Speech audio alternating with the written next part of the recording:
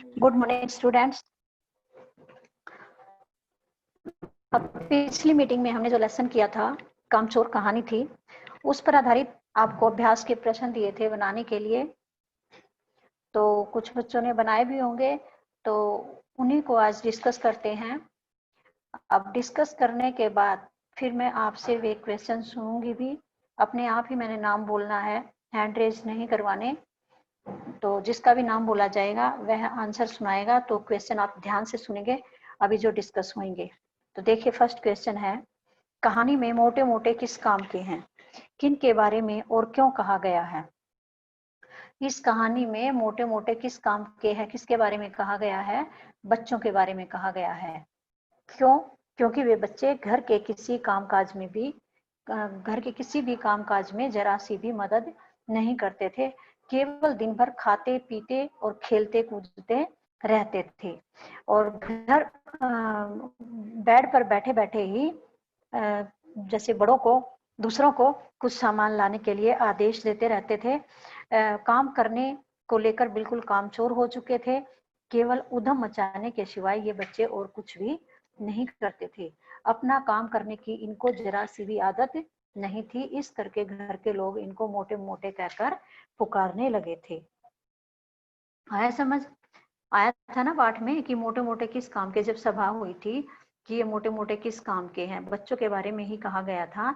क्योंकि वे बच्चे नकारा हो चुके थे, घर के काम से बिल्कुल जी चुराने वाले हो गए थे, कामचोर हो गए थे। बैठे बैठे घर में दूसरों को, बड़ों को ही आदेश देते थे कुछ भी सामान लाने के लिए कि पानी लाओ, रोटी लाओ, जो भी है, और अपने आप केवल खाना पीना और उधम मचाना, यही उन बच्चों का काम चलता रहता था। सेकंड क्वेश्चन देखिए, बच्चों के उधम मचाने के कारण घर की क्या दुर्दशा हुई। बच्चों के उधम मचाने से घर की सारी व्यवस्था खराब हो गई थी। मटके सुराहियां इधर उधर लुढ़क गए थे, घर के सारे बर्तन अस्त व्यस्त हो गए थे, पशु पक्षी इधर उधर भागने लगे थे, घर में धूल मिट्टी और कीचड़ का ढेर लग गया था। मटर की सब्जी बनने से पहले ही भेड़ें खा गई थी।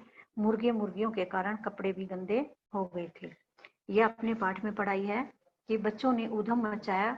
जब उनको काम पर लगाया गया तो क्या उधम मचाया था, घर की सारी व्यवस्था को इन्होंने खराब कर दिया था। ऐसे हो गया था जैसे तूफान आ गया हो। पानी पीने के लिए चले तो मटके सुराहियां, उनके पानी जो मटके सुराहियां थे वे इधर उधर लुढ़क गए थे। घर के सारे बर्तन भी इधर उधर फेंक दिए गए थे।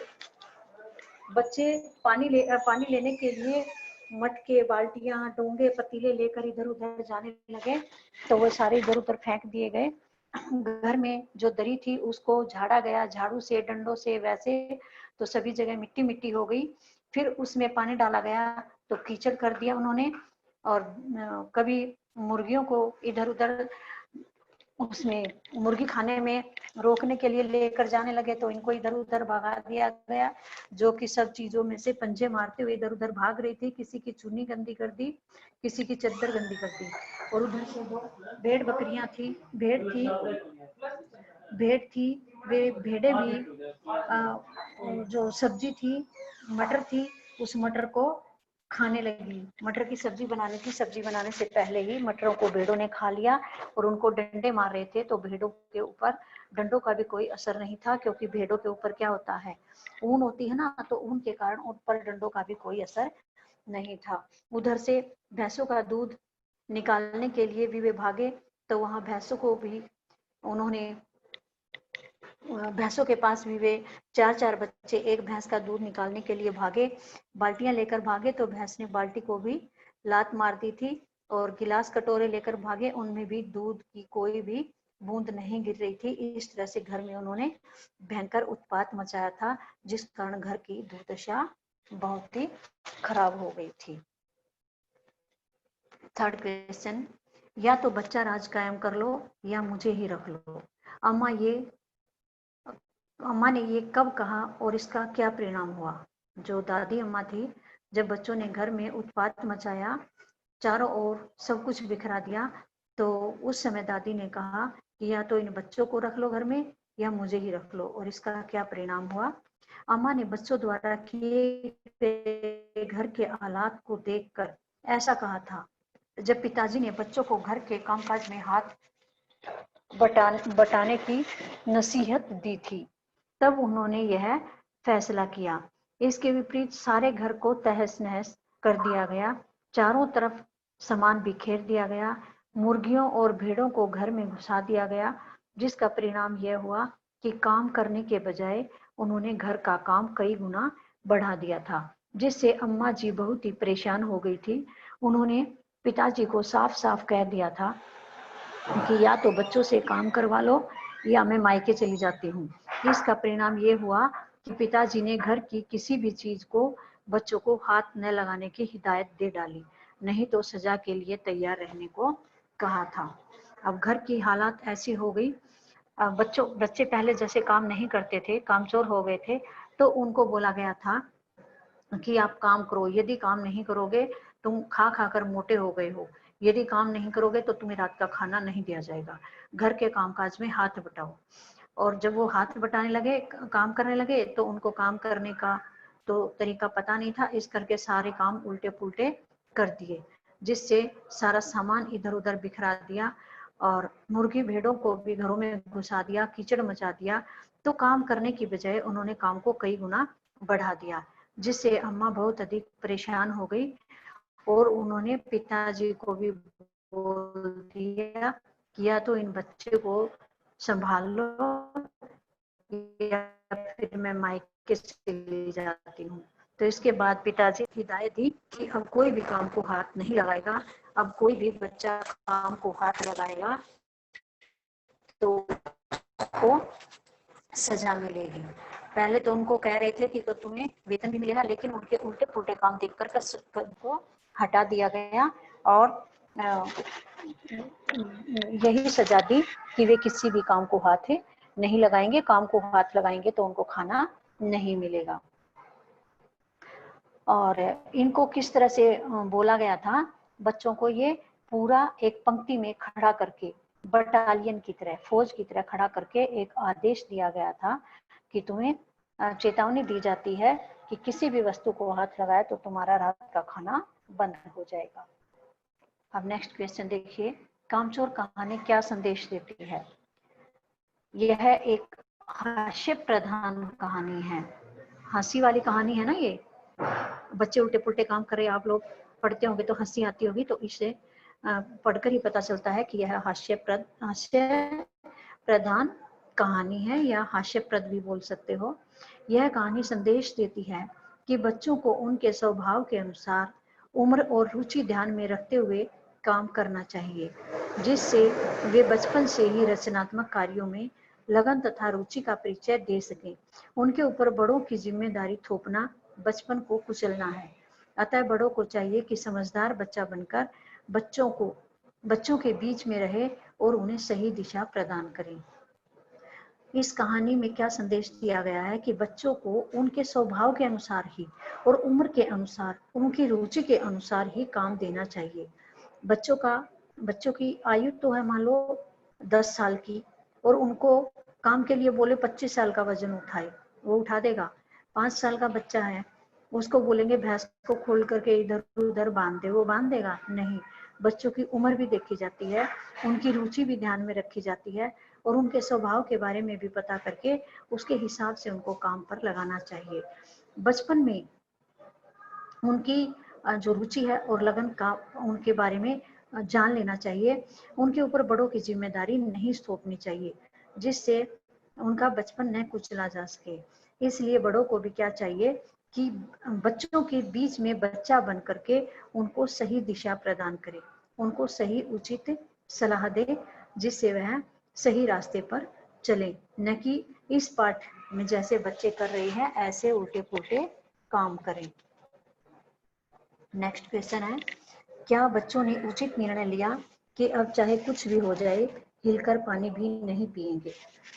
पाठ में क्या है, बाद में बच्चों को जो दिया गया, हिदायत दी गई थी कि किसी भी काम को हाथ नहीं लगाना, तो बच्चों ने भी यह उचित निर्णय ले लिया था कि अब चाहे कुछ भी हो जाए हिलकर पानी भी नहीं पिएंगे।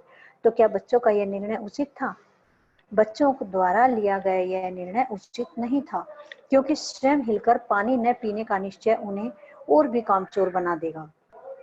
अपने आप हिलकर पानी भी न पीना क्या कर देगा? उनको और अधिक आलसी बना देगा, कामचोर बना देगा। उन्हें काम तो करना चाहिए, लेकिन कैसे करना चाहिए? समझदारी के साथ। बच्चों को घर परिवार के काम धंधों में हाथ बटाना चाहिए और बड़ों के साथ मिलकर कार्य को सोच समझकर जैसे वे बताएं उनके बताए अनुसार पूरा करना चाहिए। उन्हें अपने खाली समय का सदुपयोग करना चाहिए, कुछ न कुछ काम सीखना चाहिए तथा रचनात्मक कार्यों में मन लगाते हुए परिवार वालों का सहयोग करना चाहिए। बड़ों के साथ काम में लग करके उनको बड़ों का हाथ बटाना चाहिए और परिवार वालों को सहयोग देना चाहिए। सहयोग देंगे तो उनको घर वालों को भी अच्छा लगेगा और उनका काम भी घर का हो जाएगा। तो बच्चों ने जो यह फैसला लिया था कि वह किसी भी काम को हाथ नहीं लगाएंगे, वह उनका जो निश्चय था, निर्णय था, वह उचित नहीं था, वह सर्वथा अनुचित ही है। इस निर्णय का सबसे बड़ा दोष तो क्या है? उनकी बाल प्रवृत्ति है। उनके मन में और अधिक आलस्य की भावना भी बढ़ जाएगी और यह बचपन में ही उनके दिमाग में बात बैठ गई तो आगे बड़ा होने पर भी यह बात उनके दिमाग में पक्की हो जाएगी और वे जीवन में कभी भी कोई कार्य नहीं कर पाएंगे। आलस्य ही मनुष्य का सबसे बड़ा शत्रु होता है। तो बचपन में ही बच्चे को यह बात समझ लेनी चाहिए कि अपना काम स्वयं करें और कभी भी आलस्य न करें। अब दोबारा से एक बार फिर सारे क्वेश्चन रिपीट कर लेते हैं, फिर उसके बाद आपकी टर्न आएगी, आपको सुनानी है। फर्स्ट क्वेश्चन है, कहानी में मोटे मोटे किस काम के हैं? किन के बारे में और क्यों कहा गया है? इस कहानी में जो आया था मोटे मोटे किस काम के हैं, किसके बारे में कहा गया था? बच्चों के बारे में, जो खाते रहते थे, पीते रहते थे, उछल कूद मचाते थे, घर में उधम मस्ती करते थे और बड़ों को ही कुछ सामान लेने देने के लिए आदेश देते रहते थे, अपने आप कुछ भी नहीं करते थे। उन बच्चों के बारे में ये कहा गया है कि ये मोटे मोटे किस काम के हैं। उनको अपना काम करना चाहिए था और बैठ करके आदेश नहीं देना चाहिए था। तो इस करके घर वालों ने गुस्से में ये बोला है कि कुछ काम ये भी करे और नौकरों को हटाएं। ये मोटे मोटे क्या काम आएंगे? ये किसके लिए? बच्चों के लिए बोला गया है। सेकंड क्वेश्चन है, बच्चों के उधम मचाने के बाद घर की क्या दुर्दशा हुई? यह आपने पाठ में देखा है कि बच्चों को जैसे ही काम करने के लिए बोला गया, काम करने के लिए बोलते ही बच्चों ने घर में उधम मचाना शुरू कर दिया। कहीं दरी को उठा करके मिट्टी झाड़नी शुरू की, कहीं झाड़ू देने लगे तो झाड़ू की तिल्लियां इधर उधर बिखरा दी, कीचड़ मिट्टी जो दरी थी उसकी मिट्टी गिरी तो उसमें पानी का हल्का छिड़काव करना था तो वहां ज्यादा पानी डाल करके कीचड़ मचा दिया गया। कहीं मुर्गियां खोल दी गई, मुर्गियों को इधर उधर भगा दिया गया, जिससे खीर की जो प्याली थी वो भी, खीर भी खराब हो गई, चूने भी खराब हो गई, चद्दर थी, जो भी था काफी कुछ उन्होंने नुकसान किया। फिर पेड़ पौधों में पानी देने के लिए चले तो वहां भी उन्होंने उल्टे पुल्टे काम किए। नलके पर उन्होंने लड़ाई दंगा किया और जो भेड़ें थी उनको भी खोल दिया, भैंस का दूध निकालने के लिए भी उन्होंने पूरा उत्पात मचाया। तो ये सब क्या था? इस सब को करके उन्होंने घर की बुरी हालत कर दी। जो काम उनसे करवाया जा रहा था, जितना उनको काम करना था उससे कई गुना काम उन बच्चों ने बढ़ा दिया था, क्योंकि इससे पहले न तो उन्होंने कभी काम किया था और न उन्हें कब काम करने के बारे में कुछ पता था। और काम करने के लिए वैसे किस लिए भाग रहे थे? क्योंकि उनको वेतन लेने का भी लालच था और शाम का खाना भी उनको तभी मिलना था जब वे काम करते। तो सोचा तो ये था कि जो ये बच्चे आराम से पड़े रहते, आलसी हो गए हैं, थोड़ा बहुत काम सीख लेंगे, इस प्रकार से सोच करके उनको काम के बारे में कहा गया था। लेकिन उचित प्रकार से उनको काम की सलाह नहीं दी गई थी कि कैसे करना है, पहले से उनको काम पर नहीं लगाया गया था। तो इस करके उन्होंने घर की ऐसी हालतें कर दी। थर्ड क्वेश्चन, या तो बच्चा राज कायम कर लो या मुझे ही रख लो। अम्मा ने यह कब कहा और इसका क्या परिणाम हुआ? जब बच्चों ने घर की हालत बिल्कुल खराब कर दी घर में उपद्रव मचा दिया, तूफान ला दिया, सारा सामान इधर उधर बिखेर दिया।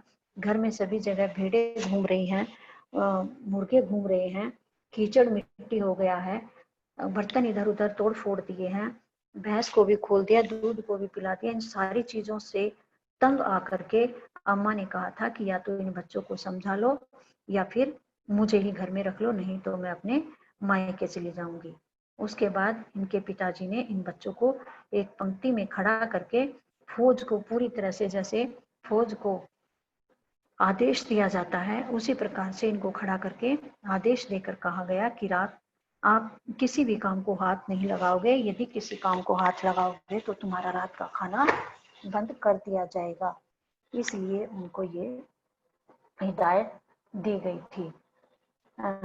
और कपड़े गंदे करने के कारण पहले तो नौकरों को उन्होंने जैसे हटा दिया था, तो दोबारा से नौकरों को बुला करके, साथ के बंगले से भी बुला करके बच्चों को नहलाने का काम भी नौकरों को देना पड़ा और उनको पैसे भी देने पड़े थे। फोर्थ क्वेश्चन, कामचोर कहानी क्या संदेश देती है? कामचोर कहानी क्या संदेश देती है कि बच्चों को उनके स्वभाव के अनुसार, उम्र के अनुसार, उनकी रुचि के अनुसार ही काम देना चाहिए। बचपन में ही उनको रचनात्मक कार्यों में ही लगाना चाहिए। वे अपने काम में टाइम से ही लग जाएं और अपना काम आयु के अनुसार ही वे करते चले। उनको आयु के अनुसार ही अपना कार्य करना आना चाहिए। बच्चों को डांटने फटकारने के अलावा उनको प्यार से समझाना चाहिए, और प्यार से समझाएंगे तो वे बच्चे अपना काम आराम से कर लेंगे। और कामचोरों को कहीं भी इज्जत व सम्मान नहीं दिया जाता, इस करके उनको इज्जत सम्मान भी जरूर मिलेगा जब वे बच्चे अपना काम समय पर करेंगे। लास्ट क्वेश्चन है, क्या बच्चों ने उचित निर्णय लिया कि अब चाहे कुछ भी हो जाए देख कर पानी भी नहीं पिएंगे? बच्चों द्वारा लिया गया यह निर्णय उचित था या नहीं था? बच्चों द्वारा यह निर्णय लिया गया उचित नहीं था, क्योंकि स्वयं हिलकर पानी न पीने का निश्चय उन्हें और भी अधिक कामचोर बना देगा। उन्हें काम तो करना चाहिए पर समझदारी के साथ। बच्चों को घर परिवार के साथ काम धंधे में आपस में हाथ बटाना चाहिए और बड़ों का सहयोग देना चाहिए। उन्हें अपने खाली समय का भी सदुपयोग करना चाहिए और रचनात्मक कार्यों में परिवार वालों के साथ लगना चाहिए। बाल प्रवृत्ति कैसी होती है? इसका क्या होता है? बाल प्रवृत्ति होती है जैसे उनकी आदत डाली जाती है वैसे ही उनकी आदत डल जाती है। यदि उनको आलसी बनाएंगे हम तो बच्चे आलसी बन जाएंगे, काम सिखाएंगे तो वो काम करने लग जाएंगे। तो जैसे बचपन में जैसे बच्चे को कहते हैं कोरी स्लेट के समान होता है, जैसा उस पर लिखा जाता है वैसा ही उस पर रह जाता है, अमिट छाप रह जाती है। तो इसी प्रकार से बच्चों को जैसा हम सिखाएंगे ऐसा ही वे बच्चे सीखेंगे। बालपन में सीखा हुआ ही बच्चे का आगे बड़े होने तक चलता रहता है। एक क्वेश्चन और थोड़ा सा इम्पोर्टेंट है, मैं वो भी आपको थोड़ा सा बता रही हूँ। उस क्वेश्चन से पाठ के उद्देश्य के बारे में पता चलेगा। कामचोर कहानी पाठ का उद्देश्य क्या है, ये वैसे सुन लीजिए। इस कहानी का क्या उद्देश्य है? इसका उद्देश्य है कि हमें अपना कार्य स्वयं करना चाहिए।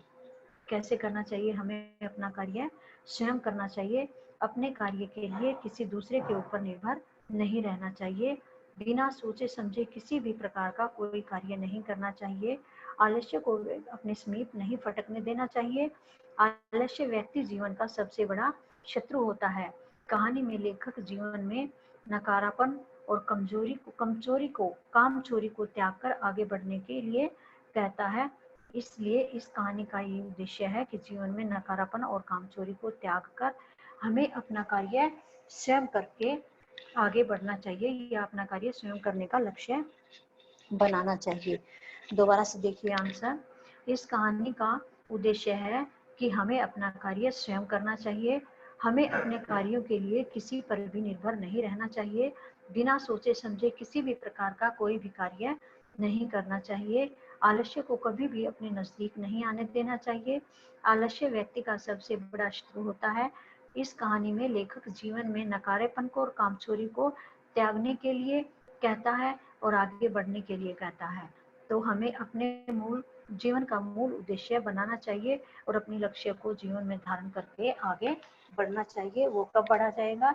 जब हम अपने जीवन से नकारेपन को और कामचोरी को त्याग देंगे, तभी हम अपने जीवन में आगे बढ़ पाएंगे। अब ये क्वेश्चन आपके हो गए हैं, तो आप अब सुनाने के लिए रेडी हो जाइए। जिसका नाम बोला जाएगा वो बच्चा सुनाएगा। मैं नाम बोलूंगी, हैंड रेज किसी को नहीं करना, केवल नाम बोलने से जिसका नाम बोला जाएगा वही बच्चा सुनाएगा।